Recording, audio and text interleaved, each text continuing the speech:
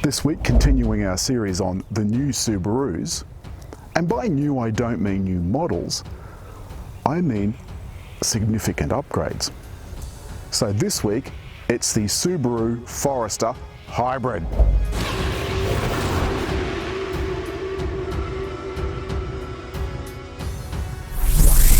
On this metallic army green Forester, you'll notice under the Forester badge, it says e-Boxer. What does that mean? Well, it means this. In the back, where your spare would normally go, there's just this piece of polystyrene taking up vast amounts of space. They could kind of take this out and use it for extra storage, but they haven't, and there's just a towing hook, etc. in here. Because there's no spare tyre. Why?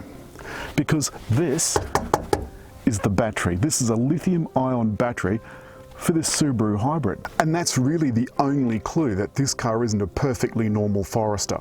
And there's two trim levels, unlike XV that's got just one trim level. And of course, those cars both have 5-year warranties and 12-month roadside assist. I'd like to see that roadside assist at also 5 years. The other thing is the battery has an 8-year warranty. And if when you take your car into a service, the car has told the technicians that the batteries are not functioning properly or below a certain amount of efficiency, and the industry standard seems to be around 70-odd%, they'll be replaced, which is just as well, because if you had to replace it yourself, they're over $7,600, and that's a lot of money. However, in most electric cars, including hybrids, the batteries will outlast the life of the car. Forester comes with keyless entry and locking. Now, the reason that's beeped is because the key's not in my pocket, it's in the car, and it won't lock if the car's got the key inside it. And just below here is a camera that looks forward and down, so you can see where this wheel is when you're parking. The back wheel, that's up to you.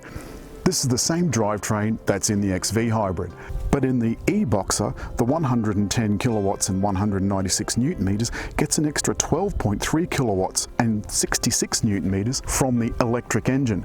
And this will save you about 19% on the urban cycle. So around town, this gets 19% better fuel consumption than its 2.5 litre brother. There's a few other things to note too. The normal 2.5 Forester has a 63 litre fuel tank, but the e-Boxer only has a 48 litre fuel tank. So some of the fuel tank is taken up by battery space, etc. I'm going to put my CarPlay on, and I've got to tell you, this USB port is very hard to get at. It's in this little cubby hole down here where I've got my keys. I had to kind of pull them out. To activate CarPlay, I'm just going to unlock my phone, plug it in, unlock my phone to use CarPlay, allow. You just have to follow the prompts basically. And now I can go to CarPlay by hitting the CarPlay button. And now I can control my audio and visual and messages and music by just using my voice. So I can say, "Hey Siri, take me home."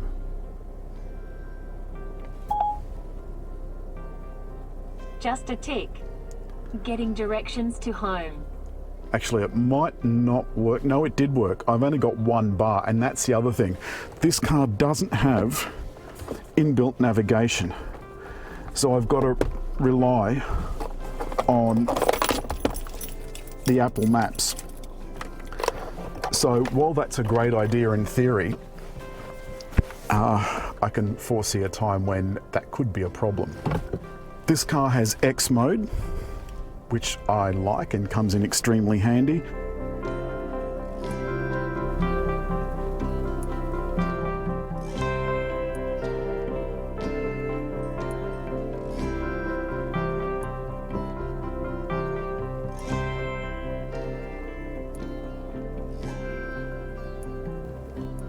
I'm not going to use it just to get off this little plateau, but it's also got auto vehicle hold, so you put that on and after you take your foot off the brake in traffic, it just stays there. There's the electric parking brake, and this is the other thing too. Press the view button And you'll notice that you get a front view of the car. And this is the other thing too. I'm just going to register here. It's asked me to register my face in the user driver system. And I'm going to register it in 1, set, please face forward until you hear the beep. Now that beep means that Forester has registered my face in this car, and when I get into the car, it's going to select my profile and welcome me. So now when I get into the car, it'll come up with "Hello Alan," because there's a camera just here that scans my face.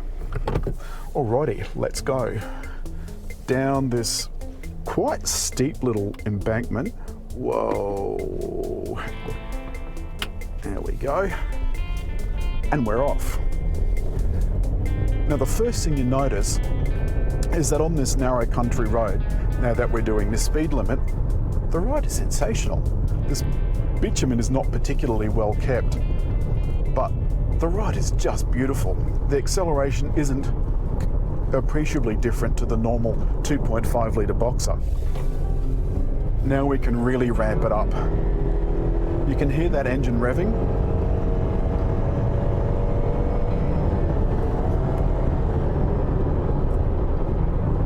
And now we're at 100, so there was a bit of a kerfuffle, and normally you can hear gear changes. The CVT at speed simulates the ratios, the gear ratios of normal automatic gearboxes, but I couldn't actually hear it that time. As well, there's paddles at the steering wheel, so that means if you want to select those ratios yourself, you can. We've arrived in the historic town of Picton. So now at city speeds, well, city-ish, you notice that Forester's transformed into kind of like a little SUV limo. It's so quiet and smooth and gentle and calm. Now we're at 80, and this doesn't feel any different to when it was at 60. We've driven a couple of 100 kilometers today. So that's the important thing that I want to stress about hybrids, is that you can drive as far as the petrol engine will allow you. Then you go into a petrol station and fill it full of dinosaur. And once you've filled it full of dinosaur, you can drive another 400, 500, 600 kilometers, however far. At the moment we're averaging, let me see, 7.4 litres per 100 kilometres, and that's a combination of city and country driving. Every time I go down a hill, the battery charges. Every time I coast, the battery charges. And that's the other important thing about hybrids, is that it captures the energy that you would waste otherwise in the form of heat. When you apply your brakes, it converts that kinetic energy to heat. And you've wasted a bit of dinosaur getting to that speed, then slowing down again. The hybrid will capture that for you to use later on. And it uses it in acceleration, in low level, slow parking speeds. You'll often hear the little kind of faint noise. It's like a little piercing whine. And no, it's not a plane full of POMs. Sorry, British viewers. It's, in fact, the warning system of the car. The other thing about Forester is that it's always watching you. The camera in front knows when your eyes aren't on the road, and just then on the 4.2-inch screen, I got a warning saying keep my eyes on the road. Now we're going into some beautiful, graceful, sweeping, gentle bends on a road that's really crappy. Let's see how it goes. So I'm doing the speed limit, and we're going downhill, and the car's charging itself. You're not conscious of when the motor switches on and off, and you're not conscious of when the electric engine switches on and off. And if you didn't know this graphic was there, you wouldn't know what was driving what wheels. Around this graceful, sweeping left-hand bend. No shift, no worries. Oh, this is lovely. Now that we are at highway speeds, there's just a little hint of wind noise. Other than that, it's pretty quiet. The ride's still incredibly smooth. Now let's activate the cruise control. You'll notice up here on this top panel, the eyesight readout has come up. That takes precedence over the battery use. And if I flick the button down, we're now set at 110. There's two things you'll notice. One, the eyesight thing now has little beams coming out of the top of the windscreen, which means that it's looking in front of me. You may or may not be able to pick this up on the film, I'm not sure, but in front of me there's, on the windscreen, a little green light, a little green LED, and that means that the eyesight has picked up a car in front. Also, there's a car on the little readout between the driver's dials. The steering is gently guiding me within the lanes, and the car is keeping the speed at 110 and watching the car in front. While we're on the subject of those LEDs that reflect up onto the windscreen, so it's sort of like a very primitive heads-up display, there's orange ones that show me if I'm wandering out of the lane, and there's red ones that flash up if it thinks that a collision is imminent. The other thing we've got is blind spot monitoring. Subaru uses a little light outside on the mirror to flash either side depending on which side the hazard's on, and we're being kept cool by twin zone climate control. I've got it synced at the moment and in manual mode so that I can turn the temperature down and the fan down. One thing I have noticed about the sound system, the sound quality, although it's okay, it's not what I would call brilliant. There's the quality of the sound, like the basses are there, but it's not particularly deep. I would feel the need to put better speakers in. But the interior trim is generally great quality. All the design elements are there. I like the asymmetric dash, I like the sweeping curves, I like the surfacing. Most of all, I like the fact that you could easily do a very long trip in Forester and feel very comfortable at the end. I like these Subaru e-boxes a lot. I didn't expect to. I expected to be a little bit disappointed, but I think it's a great step, this mild hybrid, from a pure petrol engine to a pure EV.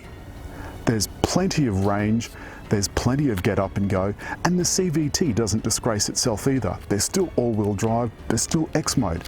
This thing is as capable off-road as any other Forester.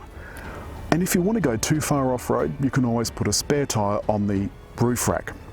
But at the end of the film, as always, if you've liked this video, please hit like, please leave a comment, and you can subscribe just by hitting the little round GayCarBoys symbol just there.